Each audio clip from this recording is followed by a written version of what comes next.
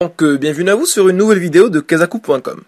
Dans celle-ci, nous verrons la notion d'idéal d'un anneau. Alors, idéal comme le flanc idéal et anneau comme celui de Frodon dans Le Seigneur des Anneaux. Je plaisante bien sûr. L'idéal en fait c'est une structure très remarquable lorsqu'on étudie un anneau. Elle est même plus intéressante à étudier que le sous-anneau. La première des choses qu'on fera dans cette vidéo c'est de rappeler que veut dire la structure d'anneau. Alors lorsqu'on prend une partie grand A et qu'on la munit de deux lois, plus et fois, on dit que grand A est un anneau lorsqu'il vérifie les trois conditions suivantes.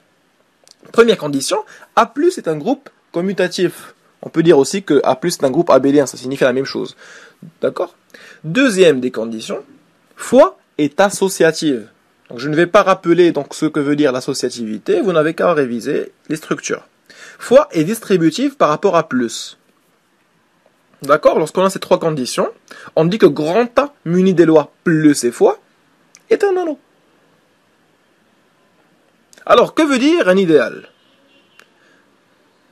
Le but de cette vidéo est de définir donc la notion d'idéal et d'en donner quelques exemples. Alors, on dit qu'une partie grand I est un idéal d'un anneau grand A. D'accord ? Lorsque grand I me vérifie les deux conditions suivantes. Première des conditions, I muni de la loi plus me définit un sous-groupe de grand A. Muni de plus, bien sûr. Et plus est un sous-groupe de A+. Deuxième condition, grand I est stable par multiplication, c'est-à-dire pour tout élément de I et pour tout élément de A, AX et XA appartiennent tous les deux à grand I. Par contre, lorsqu'on a une seule de ces conditions qui est applicable, par exemple, quel que soit X appartenant à I, quel que soit A appartenant à grand A, uniquement A fois X appartient à I, on dit que grand I est un idéal droit. La même chose pour l'idéal gauche. Mais souvenez-vous-en, lorsqu'on veut démontrer que grand I est un idéal, on montre que AX appartient à I et XA appartient à I. Quel que soit X appartenant à I et A appartenant à grand A, bien sûr.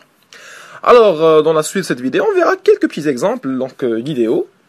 Donc, le premier exemple que je vais vous donner, bien sûr, c'est des exemples triviaux, comme le singleton 0 est un idéal donc de tout anneau.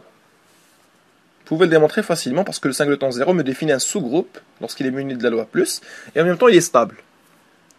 Grand A également, lorsque j'ai un anneau grand A, donc tout anneau, est un idéal de lui-même.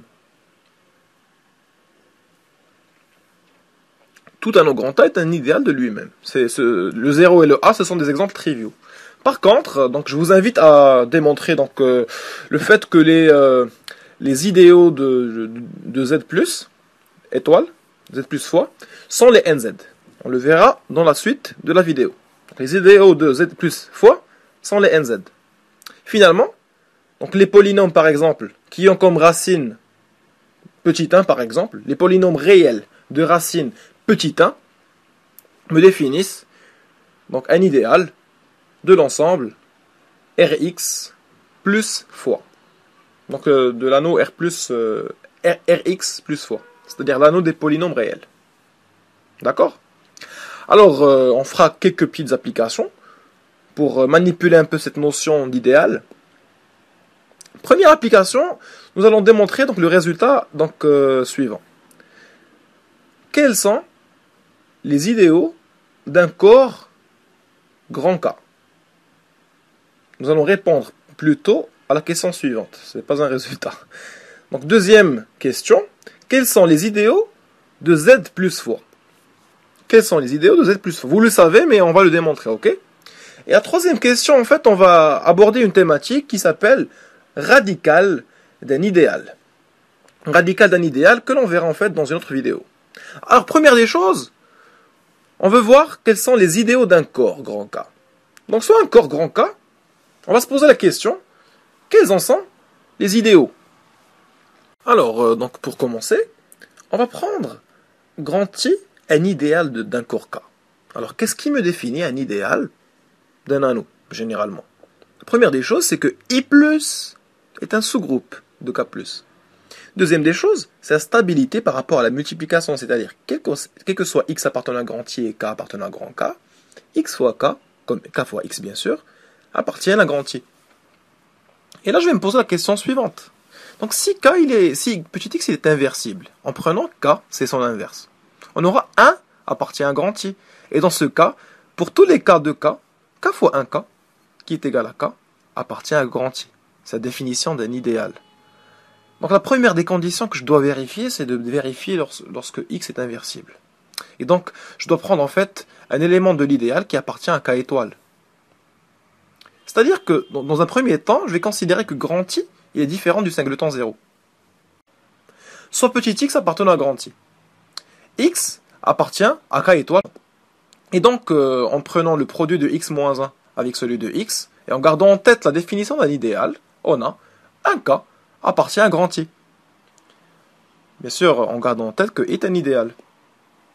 Et dans ce cas, puisque un k appartient à grand I, on peut dire que pour tous les k appartenant à grand A, la définition de l'idéal me donne que k appartient à grand I.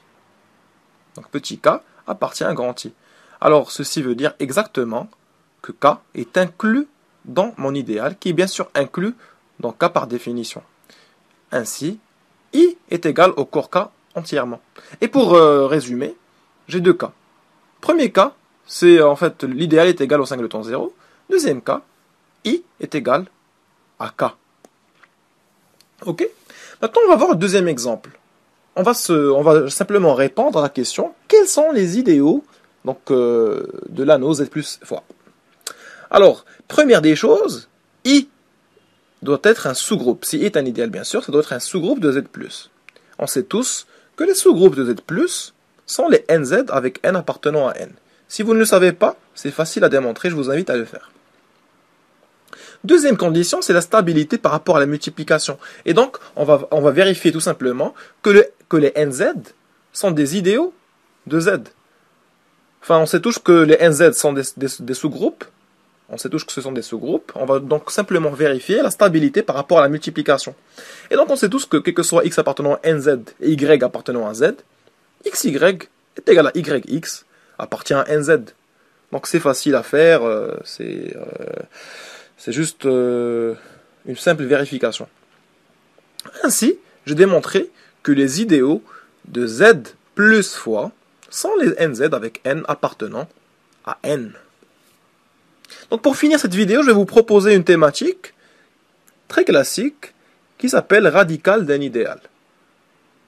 Alors, qu'est-ce que le radical d'un idéal? En fait, c'est un ensemble qui est défini par donc les X appartenant à grand A, mon anneau, tel qu'il existe en fait n appartenant à n étoile, tel que la puissance nème de x appartient à grand I.